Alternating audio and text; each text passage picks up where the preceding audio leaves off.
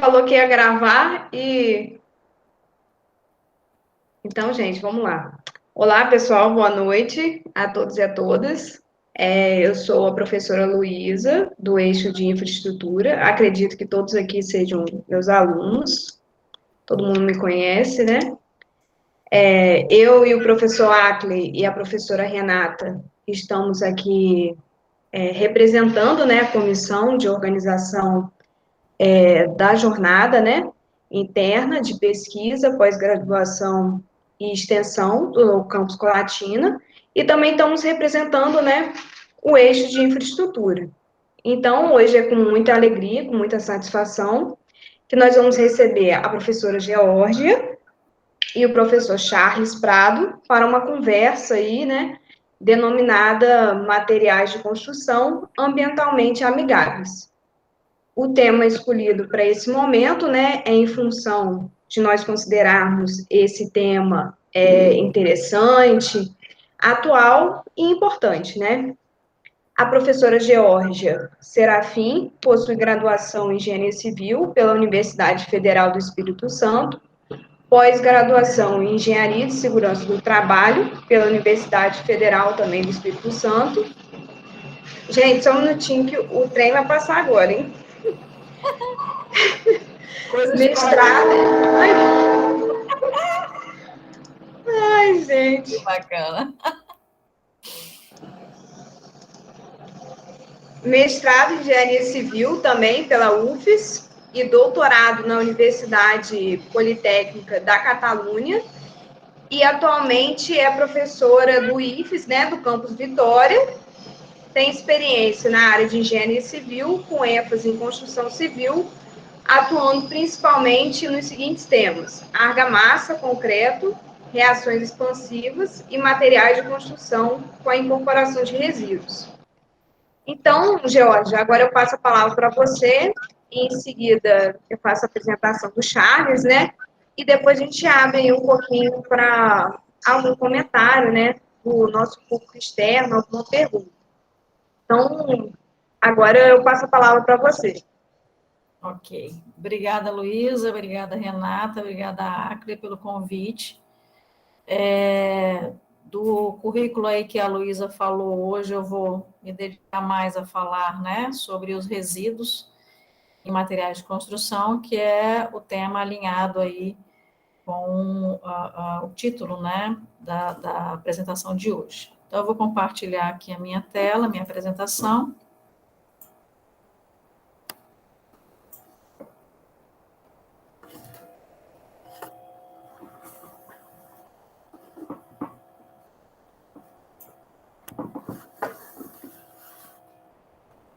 Vocês estão conseguindo ver, gente?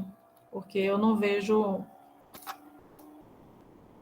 Tudo certo. Seria agora bom você ampliar e colocar modo de exibição. Ok, então vamos lá. Então, hoje, né, eu escolhi como tema falar de resíduos aplicados em materiais de construção, tá? Nessa jornada aí de materiais ambientalmente amigáveis, né?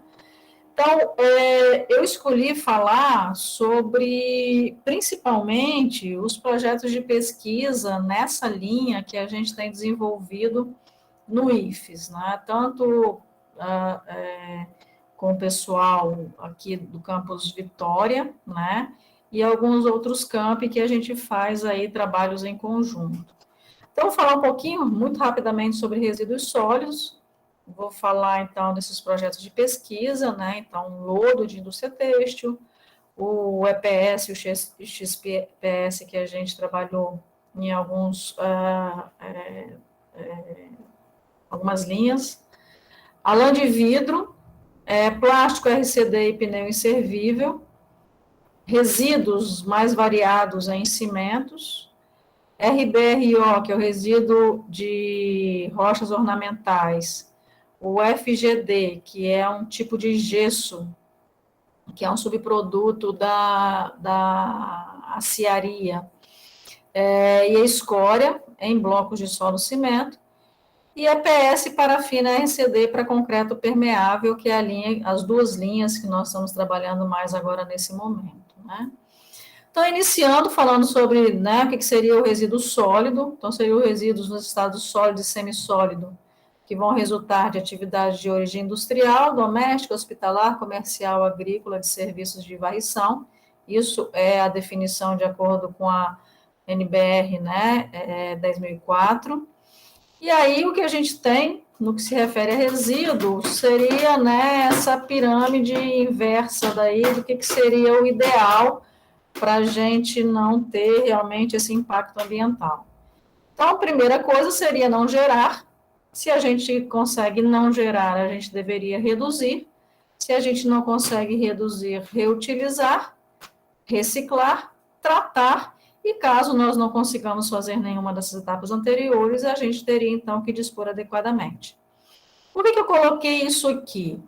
Porque, às vezes, quando a gente fala de resíduos empregados, né, como coprodutos em qualquer área, a gente, às vezes, fica, de uma certa maneira, forçando um pouquinho a barra para que a gente utilize esse material e, às vezes, a melhor coisa que se pode fazer com esse material é jogá-lo fora, né, ou seja, dispor adequadamente, porque a quantidade de energia que se gastaria para beneficiar esse material, de maneira que ele pudesse atender tecnologicamente qualquer reuso, seria pior do que colocá-lo no aterro sanitário, né? Então, o que fazer com resíduos, né? A gente pode, então, colocar o resíduo como um coproduto, uma matéria-prima secundária ou resíduo mesmo, ou seja, aquele que não serve realmente mais para nada, no sentido de materiais de construção, tá, gente? E aí a gente faz a pergunta: esse reaproveitamento é possível? Sim, ele é possível. Mas ele sempre vai ser possível de reaproveitar e de reutilizar e de incorporá-lo em alguma coisa? Não, nem sempre, tá? Então, toda essa discussão que a gente tem sobre resíduos sendo utilizados em qualquer área, né, tentando utilizar, tentando achar um uso para ele sustentável, às vezes a gente gasta muita energia, ok? Então, não, nem sempre a gente consegue pegar esse material, esse resíduo, esse coproduto, essa matéria-prima secundária e aplicá-lo de maneira que ele atenda tecnologicamente aquela disposição que ele tem, né? E no caso específico da construção civil, o que acontece? A gente normalmente costuma dizer, a gente que é da área de concreto, costuma dizer que concreto e argamassa, a gente consegue colocar tudo ali, qualquer tipo de resíduo, desde que ele seja granular e desde que ele seja inerte, né? Só que aí vem outras questões, né? Então, a gente pode colocar, ele aceita, ok, mas qual é o desempenho que ele vai ter? Ele vai atender determinados requisitos, porque não adianta eu pegar um material, né, resíduo, como coproduto, colocar num concreto, numa argamassa ou qualquer outro material de construção, e ao invés desse concreto ter uma vida útil de 50 anos, ele teria uma vida útil de 10 anos. Ora, na verdade, eu só gastei energia ali para colocar um material e que, no final das contas, eu vou gerar mais resíduo.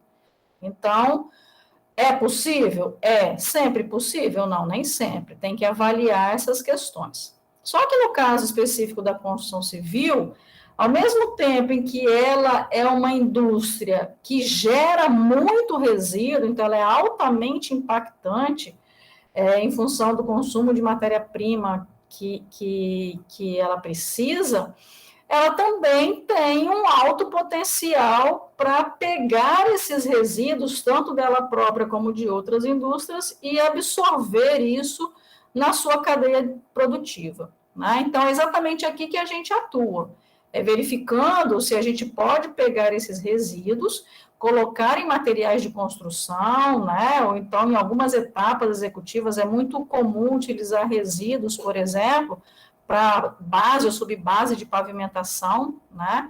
Então, como material, inclusive, que suporta a carga. Então, essa avaliação tem que ser feita. Bom, e aí, depois dessa preleção, então eu passo para os projetos de pesquisa que a gente está falando. Eu tentei fazer uma coisa um pouco mais visual e, assim, só explicando rapidamente, né, não entrando muito a fundo nos temas específicos. Então, o primeiro que eu coloquei foi, na verdade, o primeiro projeto de pesquisa que eu participei, ainda quando eu estava em Colatina, em que a gente pegou o lodo de indústria têxtil, né? Colatina é muito forte nessa área industrial, e pegou-se, então, esse resíduo para uso em material cerâmico, né? Em função de algumas características que ele tem uma certa plasticidade, que daria muito certo, né? Num casamento ali com a indústria têxtil. Então, basicamente, o que foi feito foi pegar o lodo resultante da lavagem, né, das roupas na indústria têxtil. Esse material, então, de maneira geral, ele é colocado num tanque para evaporação da água, ou então vai para filtro prensa, né, para você tirar essa água e reaproveitar, ou dar a destinação correta. E aí, então, você pega esse material, que ele tem essa característica, né, de plasticidade, como se fosse uma argila, caracteriza ele e então você aplica em materiais cerâmicos, né, lajotas, telhas. Então, assim, os estudos estão muito avançados nesse sentido e ele realmente se apresenta um material que tem características compatíveis, né, com os materiais cerâmicos. Um outro trabalho também que iniciou em Colatina, quando ainda estava aí, depois acabou se expandindo aqui para Vitória, né? Que foi o uso do EPS e do XPS reciclado em blocos e placas cimentícias. Então, quando eu estava em Colatina, a gente utilizou o EPS, né, que é o isopor, em blocos. E aqui em Vitória, a gente já fez alguns outros materiais de construção utilizando o EPS e o XPS. EPS, né, é o poliestireno expandido, ele tem o nome comercial de isopor, e o XPS, que a gente conhece, né, coloquei ali um isopor mesmo, né, de gelar cerveja, conservar materiais, né, que precisam ficar gelados, e o XPS nada mais é do que um isopor, que ele foi prensado, e no nosso dia a dia a gente encontra muito ele nas bandejinhas, né? Então, é um material que tem um potencial tecnológico absurdo.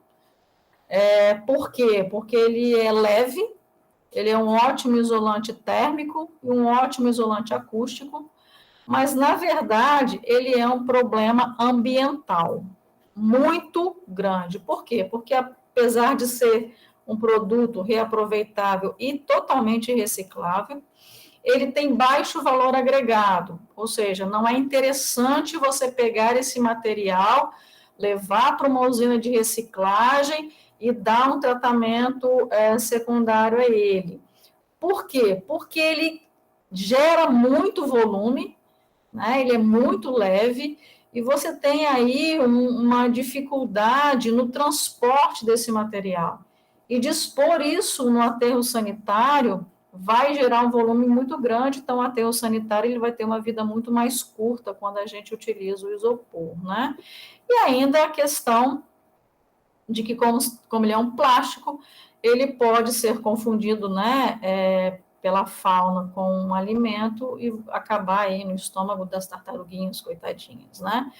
Mas, apesar de, como eu falei, ele ser um material, né, de alta tecnologia, muito interessante do ponto de vista tecnológico, pelas características dele, ele não é muito visado na questão da reciclagem, né? Então, como a gente poderia contornar isso, seria encontrando novos usos para o material e que, né, isso também se expande para outros materiais, não só o EPS. E aí, esse aqui foi o trabalho que nós fizemos. Então, a gente pegou o isopor de eletrônicos, né, de embalagens de eletrônicos, A gente, então, desagregou esses esferovites, né, essas esferazinhas desse material. Fizemos, então, ensaios iniciais em corpos de prova e, posteriormente, então, ensaiamos e aplicamos eles em blocos cimentícios, né? Nesse caso, o formato do bloco cimentício que a gente escolheu foi, então, esse bloco modular. Então, esse foi o trabalho que foi desenvolvido aí em Colatina, e, posteriormente, então, a gente pegou o mesmo EPS e aplicou ele em placas cimentícias, né? Como já foi um trabalho um pouco mais avançado, de mestrado, aí a gente já entrou num nível mais micro, né? Então, vocês veem aí, o que a gente vê aqui cheio de bolinhas, é o EPS, isso aqui é uma microfotografia, tá? A gente vê aqui, né, o EPS, e em volta, né, a matriz cimentícia, e aqui, ó, a bolinha de EPS e a matriz cimentícia em volta. E através dessa análise, né, a gente fez uma análise meso, então também corpos de prova que foram rompidos para ver como é que era a distribuição desse material ali dentro, fabricamos placas que foram, então, ensaiadas, e o resultado que a gente teve aí é que placas, né, feitas com esse material, em proporções, obviamente, definidas no trabalho, elas são equiparadas, né, às placas cimentícias comercializadas. Então, esse material, ele realmente tem um potencial. Uma questão que ficou em aberto desse trabalho é verificar qual era o ganho, né, em termos de isolamento acústico e isolamento térmico, que acabou não dando tempo de fazer nesse mestrado, mas né, trabalho futuro que sempre existe em qualquer trabalho que a gente faz, né. A lã de vidro em placas cimentícias, então esse foi um projeto grande, na verdade, o maior projeto que eu participei, foi um projeto financiado pela FAPES, na época, em 2014, se eu não me engano, foi um projeto de mais de R$200 mil, e a principal coisa desse projeto era utilizar a lã de vidro para fazer placas cimentícias, né? Essa lã de vidro, ela era originária de refrigeradores antigos, que houve uma campanha, né, de se trocar refrigeradores antigos por geladeiras novas, né, por conta do consumo energético, e o revestimento dessas geladeiras não tinha-se o que fazer. E aí, uma proposição seria aplicá-la em placa cimentícia. Então, pegou-se essa lã de vidro, né, ela foi beneficiada, foram colocadas em placas, né, como se fosse uma placa sanduíche, ou seja, ela não estava generalizada na placa, então você tinha uma camada de argamassa, uma camada do resíduo, né, que seria a lã, e por cima uma outra camada de argamassa. A gente chama isso de placa sanduíche, né? E aí a placa, eu tenho amostras dessa placa até hoje, também foram ensaios que resultaram muito bons, inclusive comparáveis aos comercializados, né, normalmente aí por grandes empresas, como a Knauf e outras empresas, né. Outro projeto foi a utilização de plástico, resíduo de construção e demolição e pneu inservível em placas poliméricas. Então, basicamente, o que a gente fez foi uma placa onde não se usou o cimento como ligante, se usou plástico. Então, o plástico ele entrou como ligante, ele entrou como agregado, além do plástico como agregado, entrou o RCD e o pneu inservível, né? E aí nós fizemos essa composição. Então, os plásticos, né, de embalagens foram adquiridos em forma de flakes, que é esse azulzinho que está ali, e então misturados com o RCD, e posteriormente nós tivemos uma placa, e nesse caso especificamente uma placa permeável, né, que poderia ser utilizada, é óbvio que é um primeiro protótipo, não está bonito, mas é uma placa permeável que poderia ser utilizada em pavimentação, né?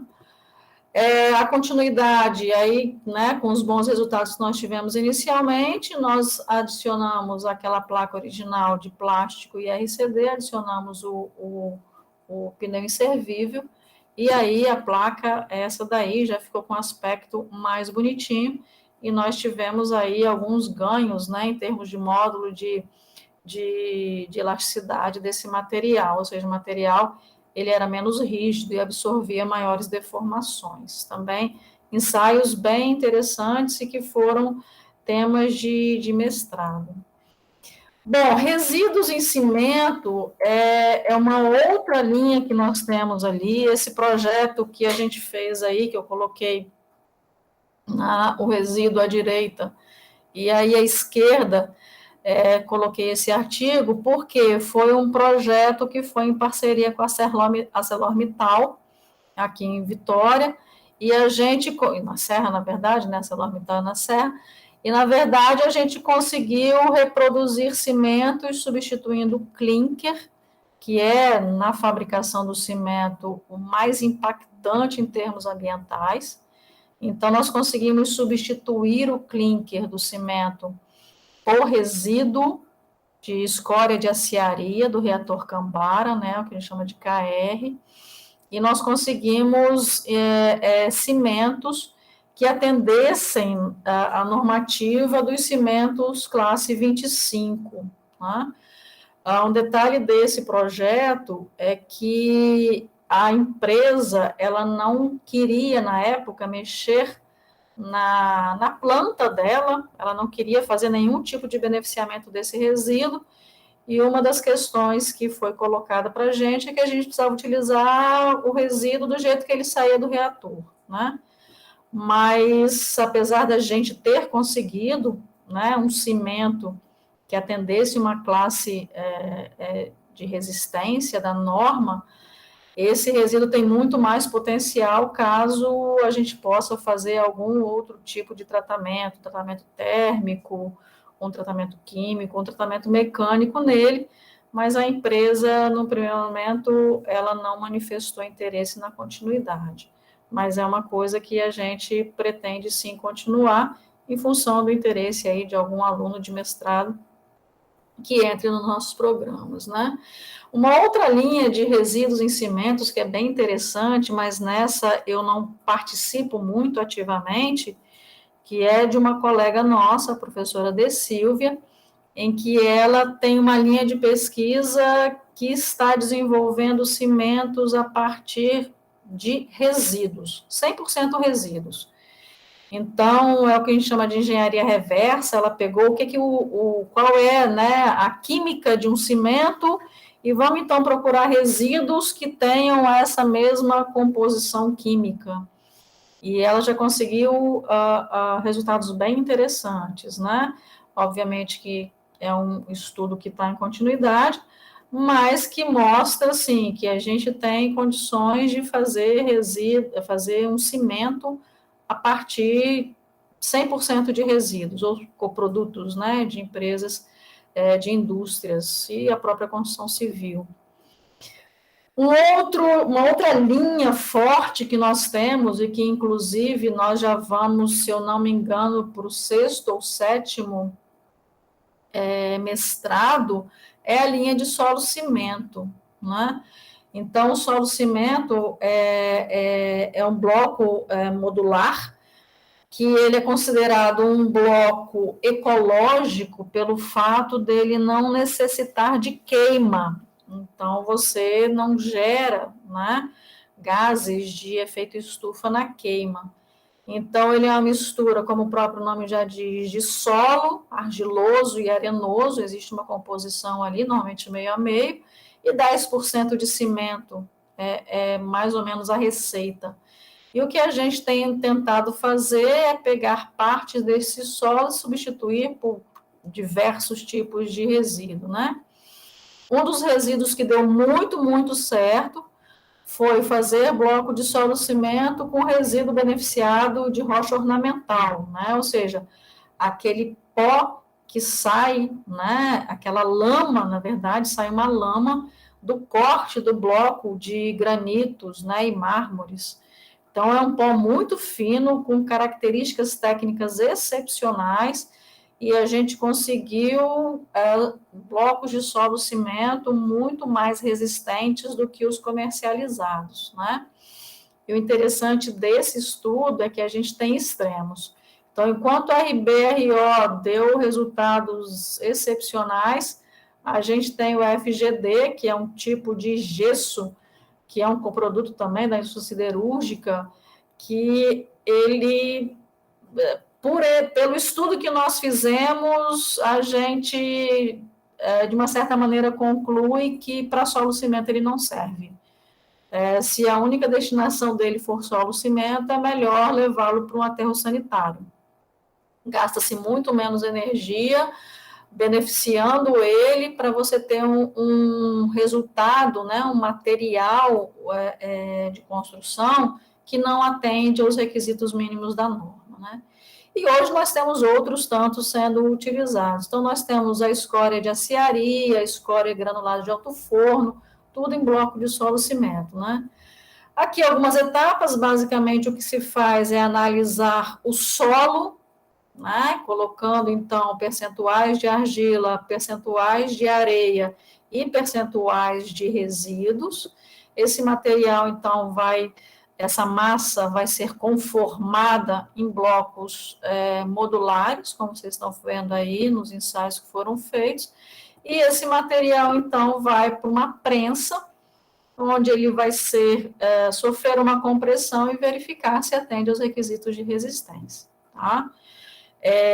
Como eu falei, é uma linha hoje muito forte no IFES, existe até a proposta da gente escrever um livro, já foi capítulo de livro, mas existe uma proposta com a experiência que nós tivemos nessa linha de escrever um livro contando as nossas experiências, especificamente, né, nos 5 ou 6 resíduos que nós estamos trabalhando nessa linha. E outra linha que nós estamos hoje, também muito forte, é a do concreto permeável, né? É uma tendência a gente ter pavimentações, principalmente de grandes estacionamentos, ter a pavimentação permeável de maneira que você tem, então, a absorção dessa água de chuva, né? Ela permeia pelos poros do concreto e vai, então, alimentar, né, o lençol freático, sem a necessidade de você fazer uma drenagem pluvial muito robusta, né? Porque hoje, basicamente, a gente tem concretos e pavimentos impermeáveis, as nossas cidades estão impermeabilizadas, e ao invés, então, dessa água de chuva ser sugada, né, ou permear pelo solo, ela escorre e vai, então, necessitar de uma drenagem robusta. E a ideia é exatamente essa, fazer concretos permeáveis de maneira que você possa utilizar resíduos, né? Desde que esses resíduos fiquem dentro do concreto, né? E não sejam, como a gente chama, lixiviado, né? Ou seja, sejam carregados, porque aí você teria um outro problema ambiental de você afetar outras estruturas que estão em volta desse concreto. Então, basicamente, o que a gente tem feito hoje é trabalhar de novo, né, com isopor, o EPS. A gente tem trabalhado com parafina, também uma parafina de reuso, né, já foi utilizado uma vez e a gente está utilizando de novo aqui. E, de novo, resíduo de construção e demolição, ok? Então, aqui a gente tem, né, a ideia do projeto é você pegar esses materiais que diminuem de volume ou que esses materiais que escoam com temperaturas relativamente baixas, né, e você, então, criar os poros através dessa diminuição do isopor, por exemplo, como a gente vê aqui nessa figura, né, então, aqui o isopor antes de uma temperatura de 70, 80 graus, e aqui depois. Então, se isso aqui está dentro de uma massa cimentícia, eu vou ter, então, numa cura a vapor, que é comum nas empresas de pré-fabricados, Então, num tipo de aplicação que já existe hoje, você teria, então, a diminuição do tamanho do grão e deixaria o vazio. E a parafina, idem, então, a parafina, ela fica líquida, então, ela escoaria, e você teria, então, a formação dos vazios, né? Esse material, então, ele foi fabricado, a gente fez corpos de provas prismáticos, e foi, então, feita a compressão para avaliar a resistência, e posteriormente, então, foi feito, né, o piso, então, aqui vocês veem, né, os intertravados permeáveis, é o que a gente costuma chamar de paviesse, né, e aqui a gente vê os corpos de prova preparados para o ensaio de permeabilidade. Então, eles se mostraram altamente permeáveis, tá? E alguns traços atendendo os mínimos de norma, né? Nem todos atenderam, porque isso é pesquisa, né? Você parte de uma hipótese, vai dar certo ou não vai dar certo, o que vai dizer a sua metodologia o resultado e conclusões que você chega. No nosso caso, eu não sei se ficou muito clara essa foto, mas aqui o que nós estamos fazendo é jogando água nesses corpos de prova aqui à direita, né, esse corpo de prova cilíndrico, eles estão aqui dentro dessas formas.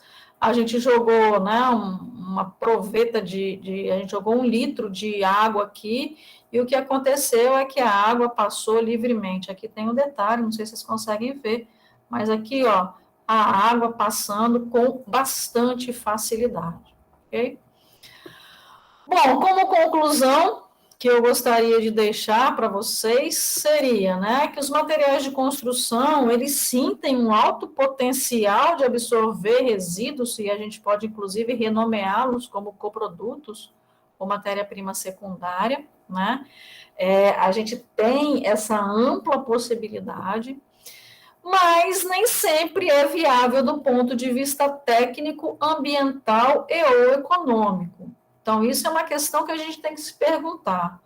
Gastar uma energia só por uma questão de aproveitar esse material ambientalmente, talvez, né, sendo o único objetivo ambiental, a gente tem que pensar 2 vezes. Então, será que ele pode atender do ponto de vista técnico? Será que fazer um material de construção com resíduo é mais econômico?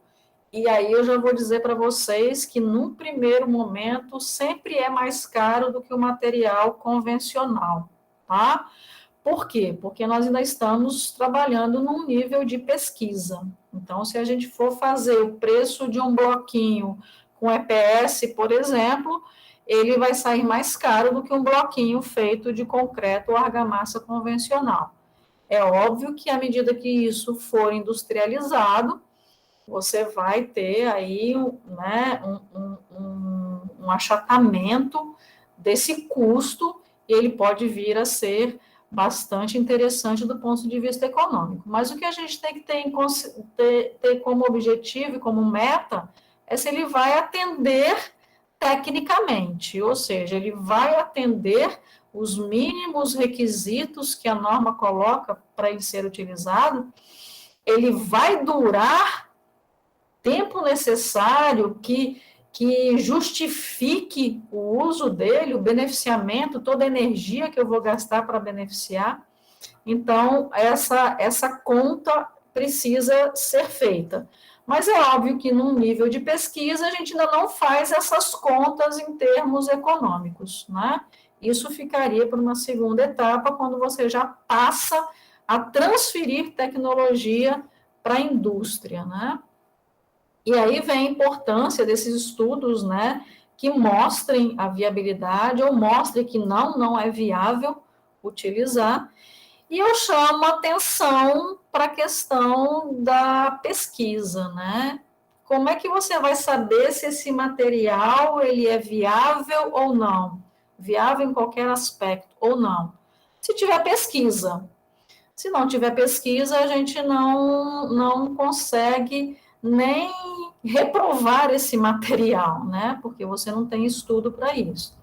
E aí eu chamo também a atenção que sem pesquisa a gente está fadado ao ostracismo. Então, a gente precisa ter consciência que é preciso investimento, a gente precisa pesquisar, a gente tem que abrir realmente campos aí para que a gente possa fazer essa transferência de tecnologia para o setor industrial e que eles possam, então, promover, né, essas pesquisas e também utilizar em suas plantas, ok? Bom, sem mais, era o que eu tinha para colocar nesse momento, talvez tenha sido um pouco corrido, eu coloquei aqui para vocês, né, basicamente aí 13 a 14 anos de estudos que eu participo, mas eu acredito que deva ter dado para vocês terem uma visão um pouco geral do que a gente está fazendo, e sintam-se convidados a fazer parte dos nossos trabalhos, caso vocês tenham algum interesse, né, intercamp, a gente pode pensar em alguma coisa, ok? Bom, então eu encerro a minha fala aqui. Não sei se eu corri demais. Apresentação. Não, perfeito, professor. Eu estava um pouco preocupada com o tempo. Tudo certo. Muito obrigada, professora, pela sua apresentação, por ter aceito aí nosso convite. Eu que agradeço. Essa fala sua, né, dando a importância para a pesquisa, né, eu acredito que esse momento da jornada é um momento, né, para a gente ressaltar mesmo a importância da ciência, da pesquisa, né. Com certeza, eu acredito que a gente não tem desenvolvimento, tanto financeiro, social, e econômico do país, se a gente não tem ciência, se a gente não tem pesquisa, né? Então, pessoal, agora, como eu falei, eu vou apresentar o professor Charles, e depois o Charles fica à vontade para a sua apresentação. O professor Charles possui graduação em Engenharia Civil pela Universidade Estadual do Norte Fluminense, possui mestrado também em Engenharia Civil na área de estruturas, com a linha de pesquisa em materiais e tecnologias não convencionais pela Universidade Estadual do Norte Fluminense, cursou parte da sua graduação na Universidade de Córdoba, na Espanha. Durante sua vida acadêmica, desenvolveu estudos sobre agregados reciclados, técnicas analíticas utilizadas na caracterização de materiais cimentícios e materiais pozolânicos, com destaque em cinzas de biomassa. Atualmente é professor de ensino técnico da Fundação de Apoio à Escola Técnica do Estado do Rio de Janeiro, na unidade de Três Rios. Então, Charles, agora eu passo a palavra para você realizar aí sua apresentação. Muito obrigado. Boa noite a todos. E agradeço, né, ao convite a todos os colegas do Campo Colatina, e para mim foi um privilégio também, é um privilégio estar dividindo essa apresentação, essa conversa com a professora Georgia, e vou compartilhar aqui a minha apresentação de hoje.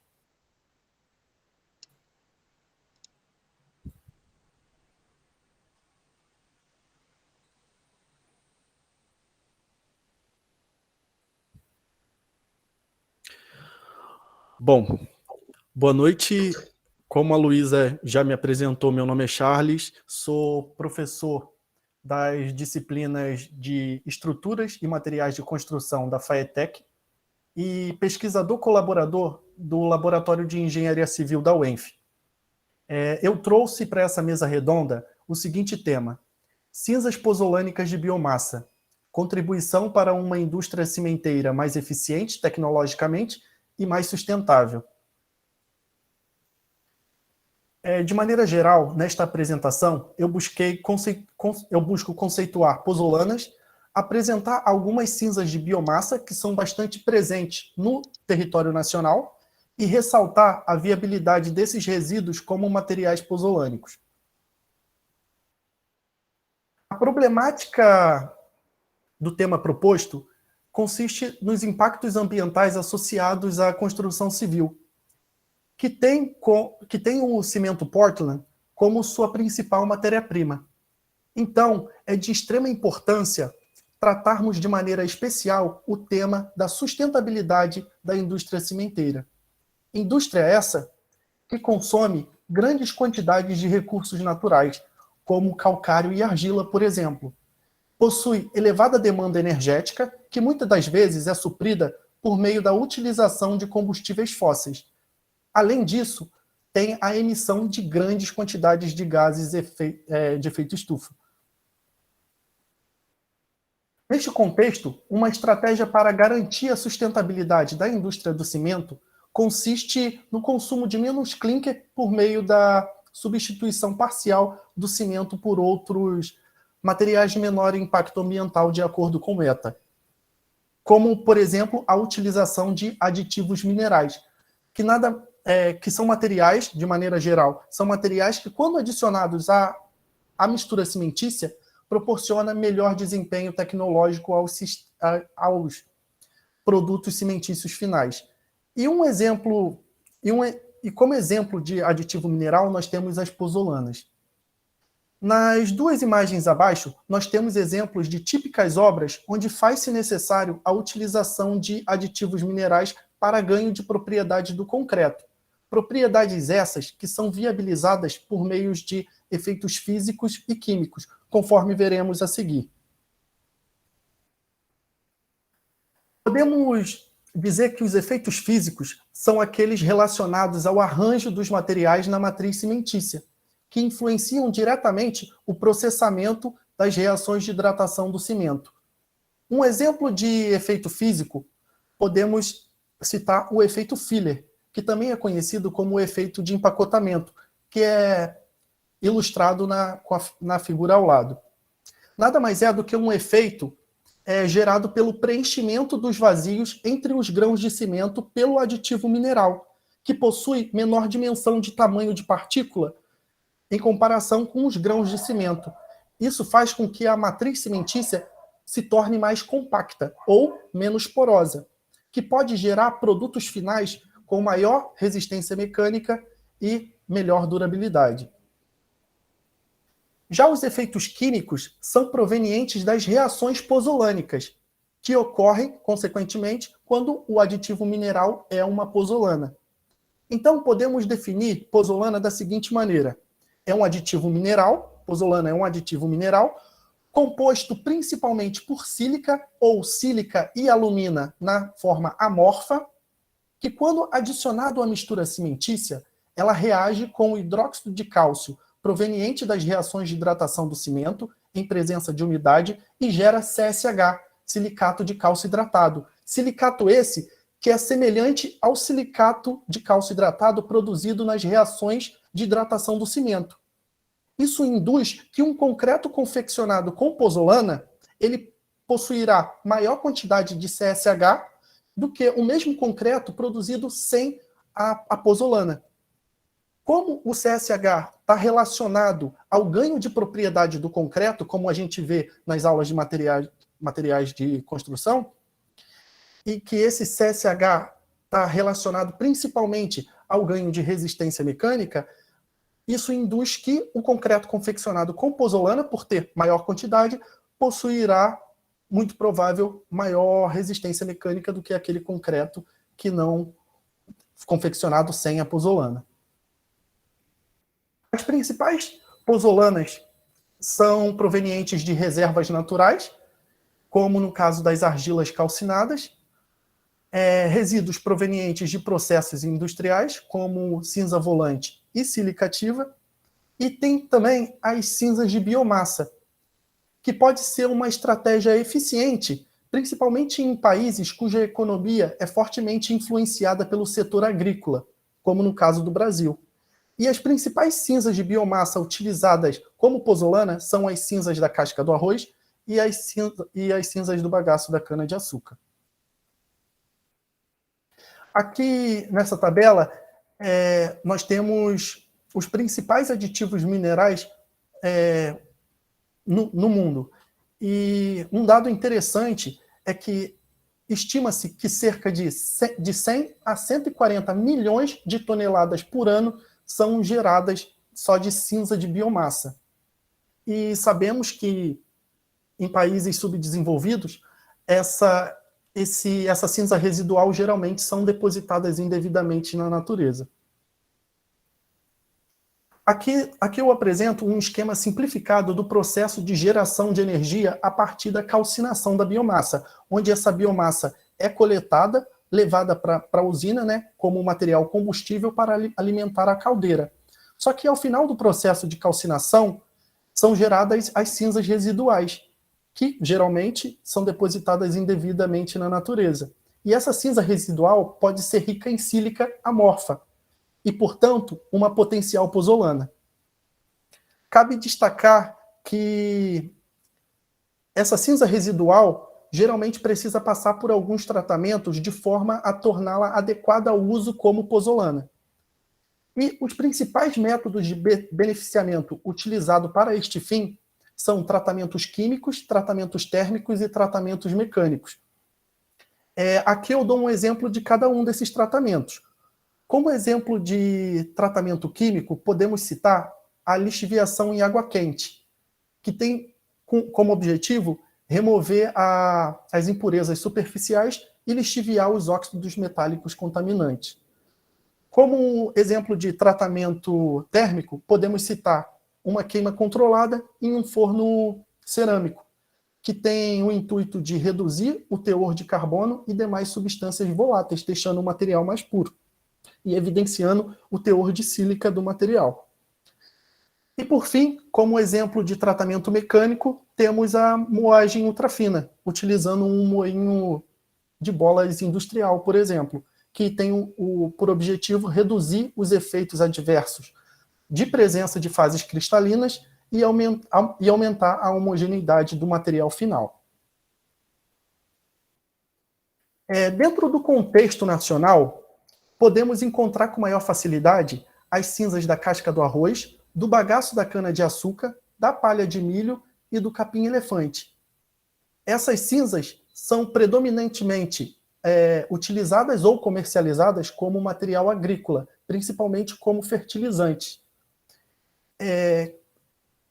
Contudo, podemos encontrar no mercado sílica da casca do arroz, que nada mais é do que a cinza da casca do arroz pura, onde ela passou por alguns tratamentos, evidenciando essa pureza de sílica. E é essa sílica da casca do arroz que a gente consegue comprar para utilizar em misturas cimentícias. Cabe destacar que os estudos envolvendo a aplicação de cinza da casca do arroz e do bagaço da cana-de-açúcar como material pozolânico já são bastante consolidados na literatura científica.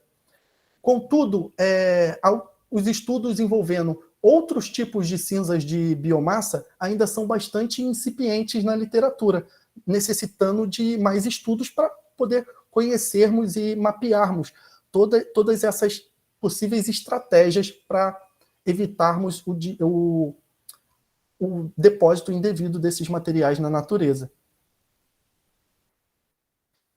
Aqui eu apresento um estudo desenvolvido na UENF, no qual eu participei. Vou apresentar de maneira bem sucinta, porque o objetivo principal é fazer com que vocês conheçam, tenham acesso a esses materiais. Esse estudo consistiu, basicamente, na produção e caracterização de cinzas, de várias cinzas pozolânicas de biomassa, de algumas cinzas pozolânicas de biomassa, que as cinzas estudadas foram as cinzas da casca do arroz, do bagaço da cana-de-açúcar, da palha de milho e da folha de bambu. O programa experimental da pesquisa foi dividido em 4 etapas. A etapa 1 compreendeu a produção das cinzas. A etapa 2 consistiu na caracterização física e química das cinzas produzidas. Na etapa 3, foram conduzidos estudos de hidratação em pastas cimentícias por meio do ensaio de calorimetria isotérmica. E na etapa 4, aplicou-se as cinzas em argamassa, por meio do ensaio de resistência à compressão. A metodologia de produção das cinzas foi a seguinte. Primeiramente, o material in natura foi conduzido a um tratamento químico por meio de lixiviação com ácido cítrico, com o objetivo principalmente de eliminar óxidos metálicos contaminantes e aumentar a pureza do material ao final do processo.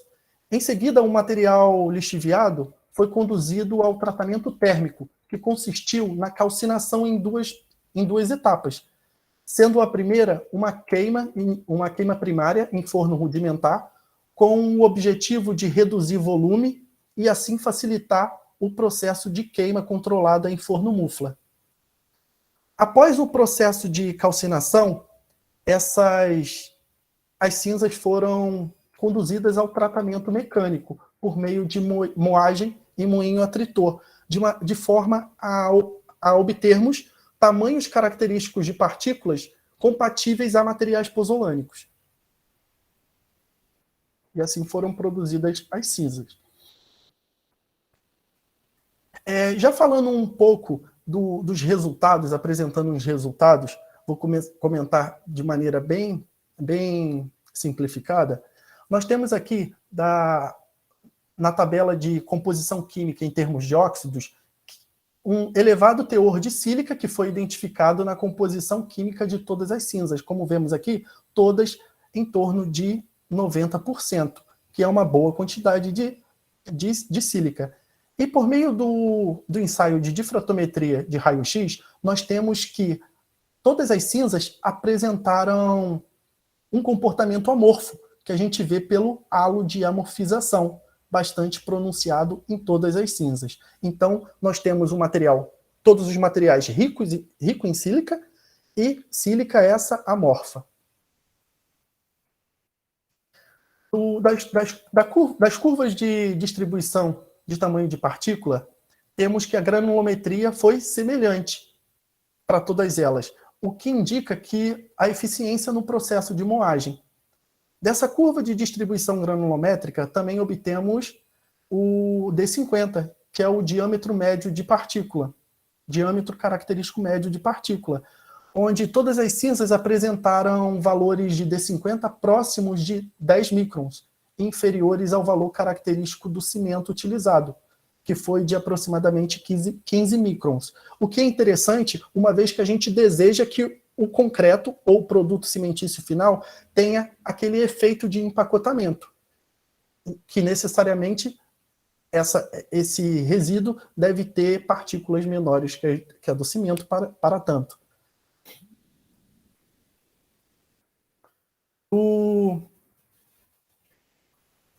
Do ensaio de superfície específica BET, pôde-se confirmar a presença de partículas porosas nas cinzas. Além disso, altos valores de superfície específicas para a cinza da casca do arroz, a cinza da palha de milho e da folha de bambu, que foram viabilizados pela lixiviação ácida. Já a cinza do bagaço da cana-de-açúcar foi levemente penalizada pela diferença no seu processo produtivo, que é descrito na íntegra do artigo. Do ensaio de condutividade elétrica, pelo método de Luxan, e de acordo com a classificação, tivemos que as cinzas da casca do arroz, da palha de milho e do bambu, e da folha de bambu, teve boa pozzolanicidade. Já a cinza do bagaço da cana-de-açúcar, obtivemos média pozzolanicidade, o que está de acordo com a caracterização física e química exposta anteriormente. No ensaio de resistência à compressão, a gente obtém o índice de atividade pozzolânica, ou índice de desempenho.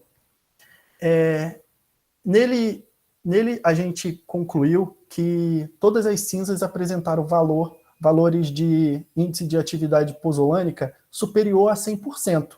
Ou seja, o desempenho deles foram melhores, e consideravelmente melhores para algumas, como no caso dos das argamassas confeccionadas com cinza da palha de milho, cerca de 50% maior que o valor característico de uma argamassa de referência, sem a utilização de cinza. O que confirma os resultados obtidos no ensaio de condutividade elétrica. Como conclusões, pode-se citar que as cinzas produzidas pela confluência de diferentes métodos de produção apresentaram propriedades típicas de materiais pozolânicos. E a presença predominante de sílica amorfa e elevada superfície específica BET permitiu a classificação da cinza da casca do arroz, as cinzas da casca do arroz, da palha de milho e da folha de bambu como cinzas de boa pozolinicidade, e a cinza do bagaço da cana-de-açúcar como material de média pozolanicidade, de média atividade pozolânica, de acordo com o ensaio de condutividade elétrica.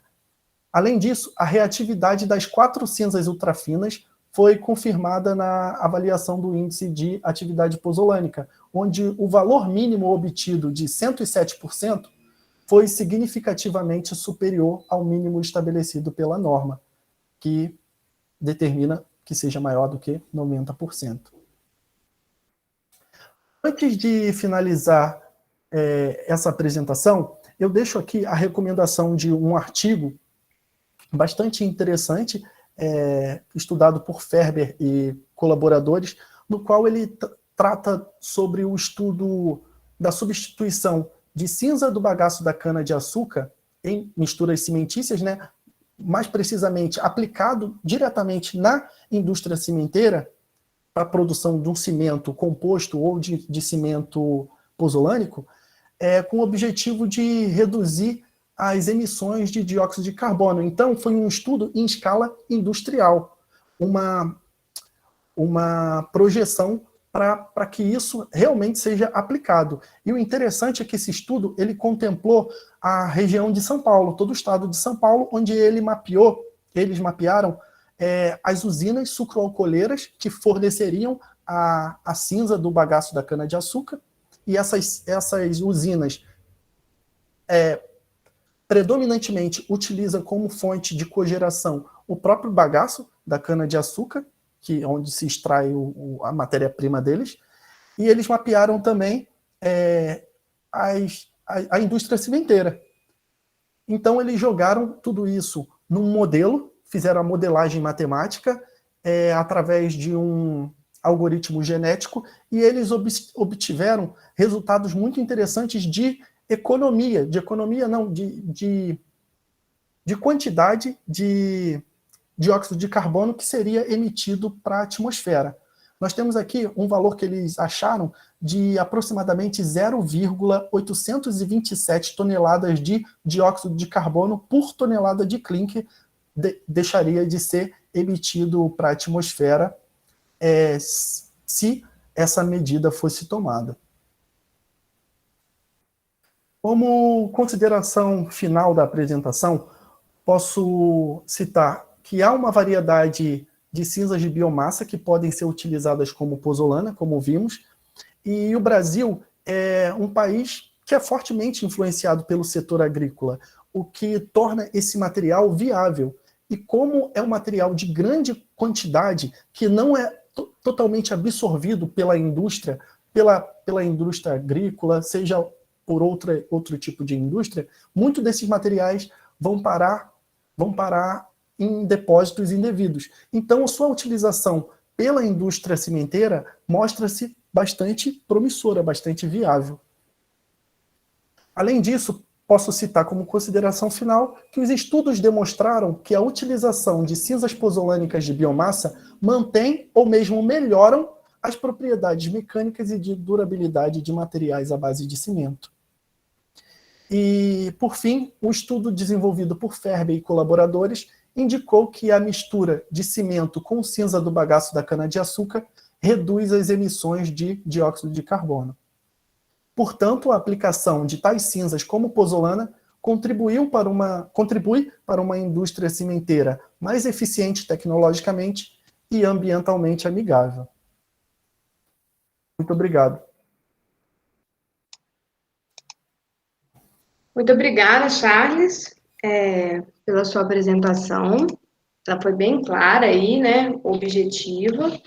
Ela foi um pouco mais específica, né? Mas você foi bem didático. A gente conseguiu, acredito que todos tenham compreendido aí sobre o tema. Então, pessoal, o Atlas está passando aí a lista de presença e agora eu vou abrir, né? Para se alguém quiser fazer algum comentário, alguma pergunta. A gente ainda tem um tempinho. Então, vocês fiquem à vontade. Eu gostaria de fazer um comentário. Por favor. O que o Charles falou agora, sim, eu acho que é extremamente importante, no sentido de que, acho que quando a gente trabalha com resíduos, são duas vertentes, né? Uma, eu acho que eu...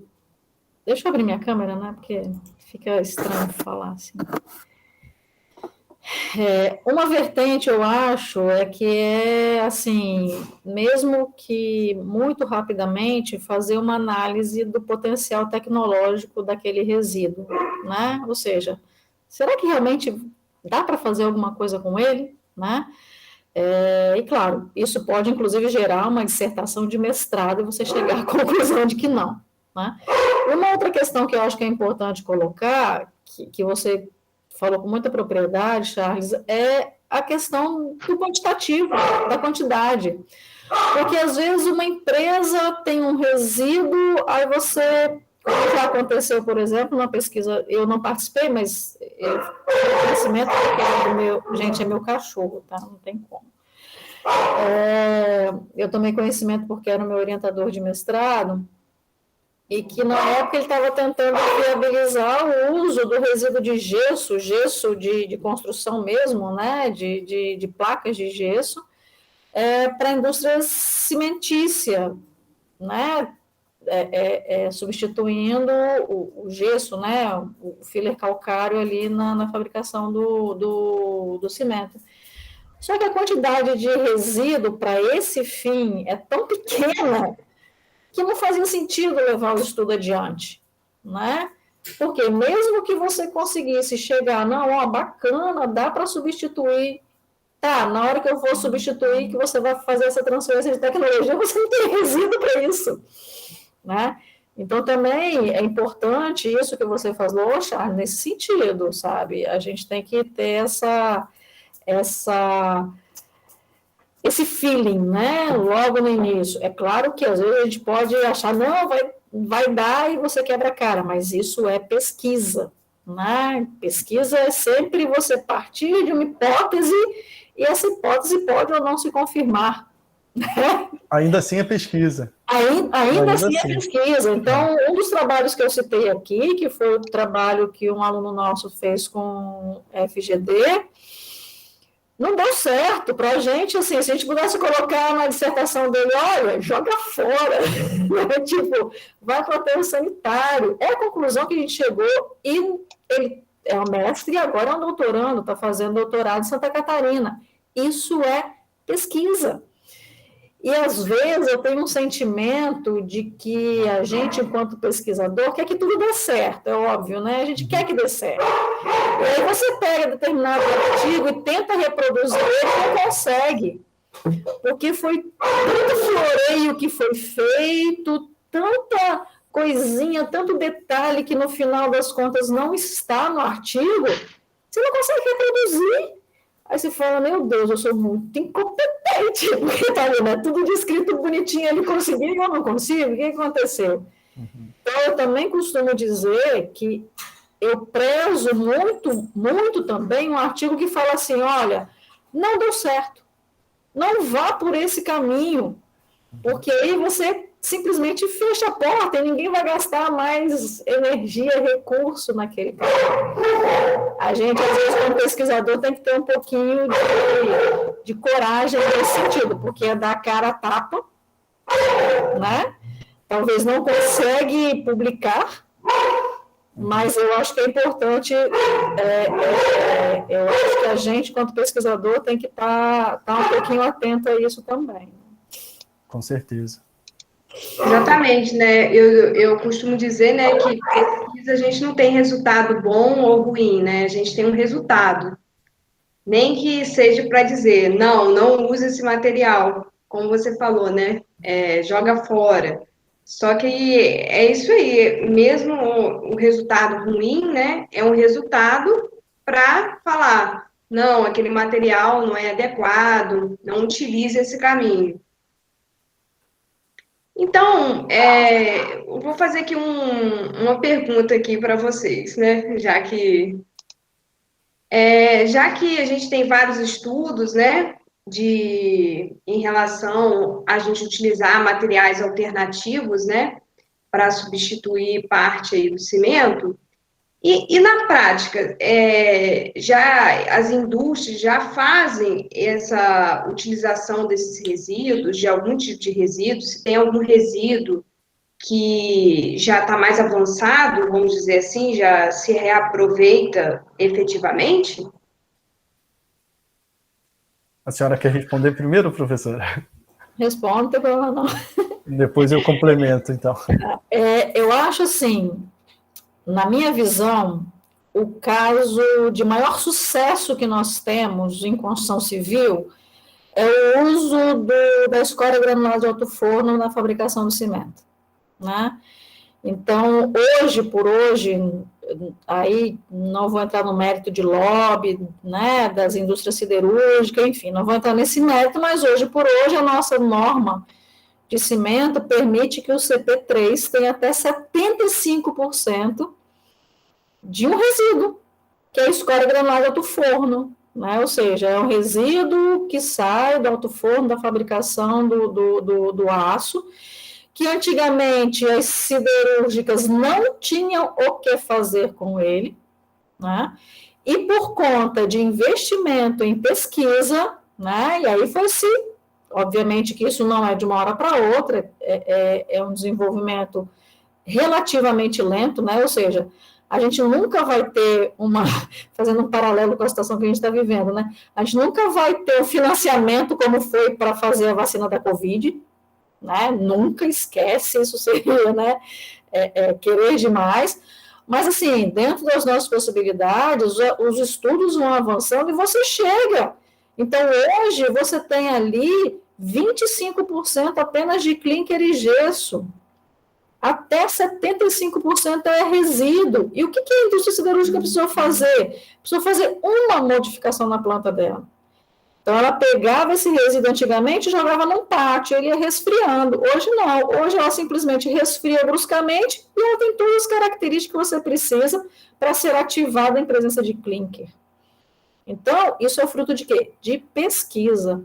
Então, hoje, uma ArcelorMittal, ela vende uma coisa que ela pagava para jogar fora, hoje ela vende. Eu acho que esse, para mim, não sei se o Charles tem algum outro exemplo, mas para mim, particularmente, é o caso de maior sucesso de emprego de resíduo em materiais de construção.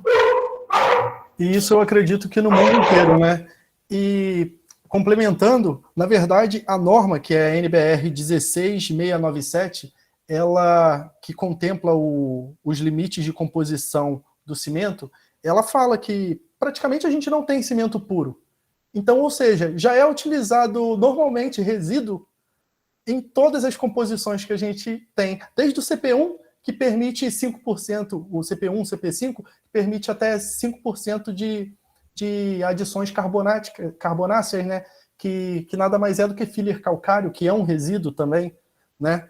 E temos também, assim como a professora citou, o CP3, que trabalha com a escória de alto forno, né? Tem a pozolana, propriamente dita, né? Que é um resíduo e também é regulamentado, né, nessa norma. Então, assim, de maneira geral, já é aplicado, já é regulamentado, não só no Brasil, mas no mundo inteiro. Porém, a aplicação mais direta desses tipos de resíduos mais atuais, por exemplo, as cinzas de biomassa, esses estudos ainda são bastante incipientes, apesar de terem alguns estudos já bastante consolidados na literatura, mas sempre enfrentam de certa forma, uma barreira, pode ser por conta da siderurgia, né? Por exemplo, outra da siderurgia, a cinza volante, que é um resíduo proveniente da queima do coque de carvão mineral, né? Que alimentam as nossas termoelétricas, é bastante utilizado. Então, são grandes indústrias que acabam, de certa forma, freando o uso de novos materiais, ou também o preciosismo, né, de não se experimentar, a ignorância de não se experimentar novos materiais. Porque a nossa ciência, infelizmente, ainda é pouco valorizada, é pouco incentivada. Eu acho que tem também esse viés. Uma outra questão também, só complementando aí que o Charles falou, eu acho que às vezes a gente é muito preconceituoso, né? Se você, assim, depende obviamente, né, de todo o marketing, mas se você falar, não, ó, esse produto aqui tem resíduo, a pessoa já fica assim, nossa, eu não vou usar isso na minha casa, né? Então, e ao contrário, não é demérito nenhum, né? Você está simplesmente tirando o melhor proveito tecnológico, porque, como eu falei, o isopor, ele tem uma tecnologia ali nele, é um material de excepcional qualidade, e não tem o que fazer com ele. No Brasil, a última pesquisa que eu fiz, há mais ou menos 2 anos atrás, só tinha uma empresa que reciclava isopor. Reciclar, assim, né? Não é só triturar para usar em puff, né? Porque isso, não desmerecendo, isso é feito. Mas você melhorar ele tecnologicamente para você agregar valor, né? Então, assim, também acho que tem essa questão social que a gente ainda é um pouquinho preconceituoso com isso, né? Enfim. Verdade. E, na verdade, era para ser o contrário, né? Deveria ser valorizado, né? Então, pessoal, eu abro aí para mais alguém gostaria de fazer algum comentário, alguma pergunta, alguma curiosidade?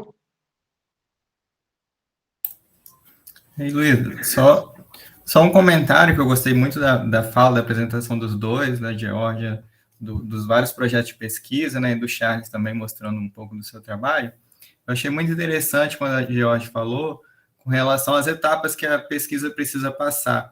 Às vezes, do ponto de vista empresarial, de mercado, eles são muito imediatistas. Quando você começa, ele já quer saber, vai ter um custo menor ou não? Se não tiver, eu já não quero. Então, a pesquisa não, ela parte das etapas, né, inicialmente, ver se é viável tecnicamente ou não, tem todo um procedimento que você consegue chegar num ponto que aí você pode levar para industrialmente, né, numas etapas que podem se tornar viáveis.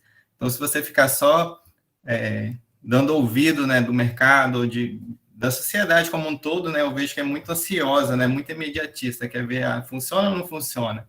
E na parte de pesquisa, a gente tem que ter uma certa paciência, né, de fazer passo a passo. Às vezes a gente propõe alguma coisa para os alunos e olhando assim, inicialmente, não vai dar certo, o custo é muito grande, é muito trabalhoso, mas aí a gente tem que ver que a pesquisa não, ela tem que ter a calma, tem o seu tempo para chegar ao ponto de vista de ser utilizado comercialmente. Então, achei muito interessante, esclarecedor a fala da Geórgia e também do Charles, só queria comentar isso daqui. E obrigado. E aproveitando, né, que deve ter alguns alunos aí da arquitetura e da edificações, né, e alguns outros cursos, só assim, um pouquinho da minha experiência. Quando eu voltei do doutorado e voltei para a Colatina, né, aí aquela ânsia de fazer pesquisa, não, eu quero fazer pesquisa, mas o que eu vou fazer pesquisa aqui, né? Você sai de um centro que é muito bom, né, que tem uma estrutura fantástica, porque não há como negar, né, a Europa, é o sonho de consumo, né, gente? Aí você volta e aí só, o que eu vou fazer? E aí um dia foi muito interessante, eu conversando com o professor Leonardo, e ele falou assim, não, é fácil fazer pesquisa, começa a fazer. Aí eu, gente, como é que eu vou fazer pesquisa? Eu sempre fui orientando, eu nunca fui orientadora. Aí eu e a professora Alessandra, que também era daí, a professora Carla, que continua dando aula aí também, e o Bruno, que também entrou na conversa, disse, não, vamos fazer alguma coisa. E começou assim, da maneira mais estranha. Eu comprei uma TV, olhei aquele monte de isopor, falei assim, gente, não vou jogar isso fora, não. Coloquei dentro do carro e levei para Colatina. Aí um dia comecei a ralar aquilo, assim, não, vou fazer alguma coisa com isso.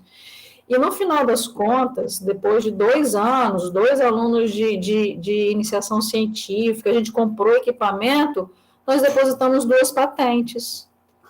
Assim, né, solicitamos, né, a patente. Isso demora anos para sair. E até eu fiquei abismada, assim, da maneira como começou. Então, não é um bicho de 7 cabeças, sabe? Eu acho que todos nós, desde que a gente nasce, a gente já tem o bichinho pesquisador e que a gente, às vezes, deixa ele morrer, né? Quando você fica observando um passarinho, um beija-flor, você vê, né, como é que uma flor... Isso é pesquisa, gente, isso é ser cientista. Então, a gente tem o cientista dentro da gente. O problema é que, à medida que a gente vai crescendo, a gente vai deixando que os outros venham tolhindo a gente, né? Mas curiosidade todo mundo tem, sabe? Pergunta todo mundo se faz. E eu adoro essa máxima do Canal Futura, né? Não são as respostas que movem o mundo, são as perguntas. Porque a partir do momento que você termina uma pesquisa, isso a gente tem muito claro no nosso grupo de pesquisa. Você terminou uma pesquisa, ela gera 2, 3. Isso vai se ramificando, que no final você está ali com 10 trabalhos que originaram de uma ideia muito simples. Então, assim, não deixar o bichinho, né, do cientista, do pesquisador que todos nós somos, morrer, porque é uma oportunidade muito bacana que nós temos para desenvolver e que nos dá uma bagagem. Hoje a gente tem um jogo de cintura, sabe, que eu não tinha 10 anos atrás, né? E tenho certeza, assim, que qualquer aluno que entre na iniciação científica, pelo menos, assim, o feedback que eu tenho dos meus alunos, todos eles ficam apaixonados por pesquisa. E às vezes entre mais de um, não, calma, menino, vai devagar, né? E é bacana e chamar a atenção dos alunos para isso. Pesquisa é desafiador, pesquisa é bacana. Você vai no dentista e você está pensando na sua pesquisa, aí o dentista vai usar uma resina, você fala, gente, essa resina eu podia usar não sei aonde. Será que não dá, né, uma cola similar? Aí você vai respirar a pesquisa. E é muito engraçado, e é muito bacana. Eu sou apaixonada por essa área e adoro. E, bom, enfim, só para deixar aí um relato pessoal. Então, eu gostaria aí de agradecer, né, a participação de vocês, por ter aceito o nosso convite.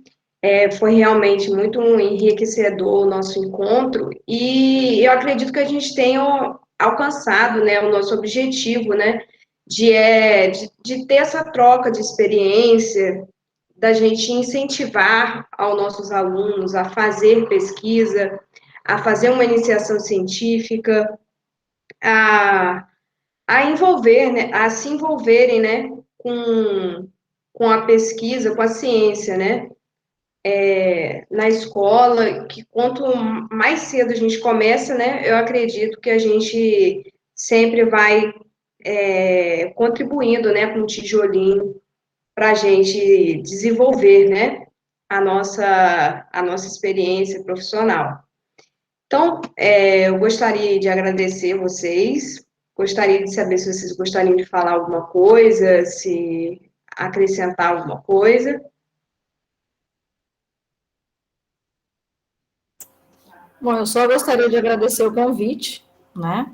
Deixar também aqui um convite, caso vocês queiram, parcerias, né, com a gente, em termos, o Charles, inclusive, bastante interessante para mim. Né?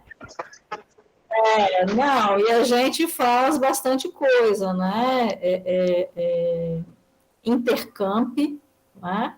E também adoramos novas aquisições e a gente também está sempre disposto a contribuir, tá? Charles, Luísa e Ackley Se vocês quiserem, em algum momento, sugerir alguma pesquisa que seja de nossa alçada, fiquem à vontade. E, Charles, venha nos visitar. Com certeza, eu achei bastante interessante, gostei bastante dos trabalhos conduzidos pela senhora. Parcerias é sempre bom, né? E eu estou naquele gás de pesquisa e tudo mais. Eu gostaria de acrescentar também que o artigo que eu apresentei é um artigo da revista Ambiente Construído, eu acho que é Ambiente Construído. Ele é Qualiscapes B1 e foi produzido em parceria com, na verdade, fez parte da minha vida acadêmica no mestrado, né? E eu tive a oportunidade de co-orientar 2 alunos de iniciação científica durante esse tempo. E foi do trabalho foi nessa jornada, né, de orientação que gerou esse artigo interessante, que a gente pôde mapear vários tipos de cinzas de biomassa, né? Eu agradeço bastante pelo convite aos colegas do IFES Colatina e agradeço mais uma vez a participação, a conversa, e é um privilégio conhecer a professora Georgia. Igualmente, Charles. Foi um prazer te conhecer e aprender com você. Obrigado, igualmente. Então, eu e o Acre, né, em nome da comissão, né, da jornada de pesquisa, pós-graduação e extensão do Campus Colatina, e também como representante do eixo de infraestrutura, nós gostaríamos aí de agradecer, né, a participação de todos e desejar uma boa noite. E eu acredito, né, que a nossa gravação a gente vai colocar no YouTube depois. Se vocês quiserem rever, né, ou recomendar, né, essa palestra para algum colega, vai ficar lá disponível no canal do YouTube do Campus Colatina. Então, muito obrigada, pessoal. Boa noite. Foi muito... Obrigada. Boa noite, tchau, obrigado. Aí, ó, o Rafael fez um comentário aqui, gente. No semestre passado... Passou.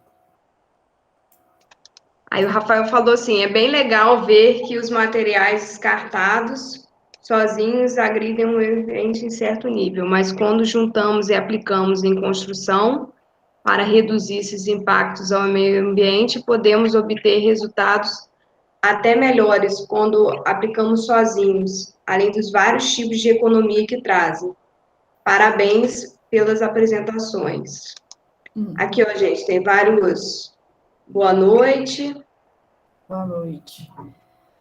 Charles, me passa depois seu contato.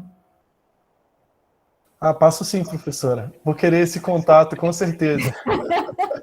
É porque a gente tem algumas limitações quanto à pesquisa aqui, e parcerias é sempre bastante interessante. Sim, sim. A gente pode agregar muito. Eu acho que a gente deve, enquanto pesquisador, se juntar. Porque quando a gente se junta e faz... Bom, as pessoas estão saindo, mas a gente vai continuar falando. Sim. Bom, vou continuar falando, tá? Por experiência própria, o que eu vejo é que a gente aprende muito com pessoas, inclusive, de outra área. Eu apanhei muito no início com o pessoal da metalurgia e materiais, porque eles vão no nível micro, né? E a gente quer fazer produto, a gente quer fazer tijolo, a gente quer fazer piso. E aí... Mas hoje já existe um canal de interação tão bacana, sabe? Que eu já aceito micro. Eu já briguei muito com o pessoal da química, porque a química do cimento, a gente tem uma química própria. Aí quando eu já cheguei em mesas de discussões, colocar os termos que a gente usa e tudo mais, mas eles falaram, não existe química do cimento. A química é uma só, e o PAC. Né? Então sempre tem, a gente vai compartilhando o nosso conhecimento e adquirindo o conhecimento interdisciplinar. A gente né? Porque a gente, nossa, tem que se virar, tem que rebolar, e acho que a gente se ajudando, a gente faz coisa bacana e pra caramba, né? Sem então, dúvida. depois se você puder me passar seu contato, tá? Posso sim. A Luísa pode intermediar isso aí. Sim, sim. Eu vou querer, pode deixar, certeza. Eu passo contato do Charles. Show. Charles é meu amigo, colega.